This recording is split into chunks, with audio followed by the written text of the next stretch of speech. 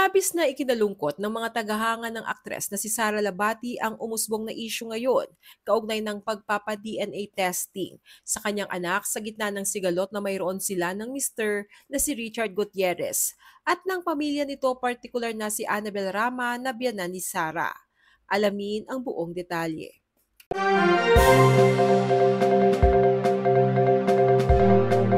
Nitong nagdaang holidays ay kasama ni Sarah ang dalawang anak nila ni Richard na si Zion at Kai, kung saan nagbakasyon sila sa Bohol, habang ang padre de pamilya na si Richard Gutierrez ay kasama ng buong pamilya Gutierrez na nagbakasyon sa Japan for the holiday season. Sa mga larawan nila na ibinahagi sa social media ay maraming netizens ang nakapuna na wala ng suot na wedding rings, parehas ang mag-asawa na tila kumukumpirma sa mga balita na hiwalay na sila matagal na. Samantala, sa nakaraang episode ng vlog ng talent manager at vlogger na si OG Diaz, ay ibinalita noong Agosto pa ay hiwalay na sina Richard at Sarah. At sa ngayon ay hinihintay na lamang nila ang annulment process. Maging si Annabel Rama ay inaming sa kanya na nakatira ang anak niyang si Richard. Sa gitna ng balitang wala na sila ni Richard, nitong nakaraan lang ay nagpost si Sarah ng isang throwback photo na makikita ang date stamp na kuha noong 1996. Maraming netizens ang nakapansin na kamukha raw ni Zion si Sarah noong bata pa siya, na sinagot naman ni Sarah ng smiling emoji bilang pagsang-ayon. Zion looks exactly like you when you were little. Diyos ko, mas kamukha nga ni Chard yung second, lalo nung bata siya. Tapos si Zion, si Sarah ang kamukha. Komento ng netizens. Samantala, nag-viral naman ang naging reaksyon ng nanay ni Sara Labati na si Esther sa isang komento ng netizens sa social media post ni Sara. Nakasaad sa naturang komento, "Bilang babae, matatanggap ko siguro yung mga mali ng asawa ko.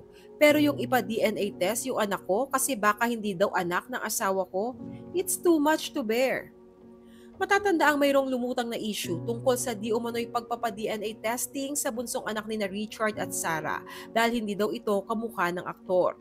Sinagot naman ito ng ina ni Sarah. Saad niya, "Grabe, bakit kaya galit siya kay Sarah? Hindi nga pinapayagan si Sarah na walang bodyguard. Ngayon na lang yan nakakalabas kasama pa kami. Grabe, sobrang seloso. Tapos magpapa-DNA? Baka mapahiya sila." Na tila ang tinutukoy ay ang mister ni Sarah at ang pamilya nito. Gayunpaman ay walang binabanggit ang sino man sa kampo ni Richard kaugnay sa issue ng DNA testing na tila ay gawa-gawa lamang ng bashers para pasamain si Richard sa publiko.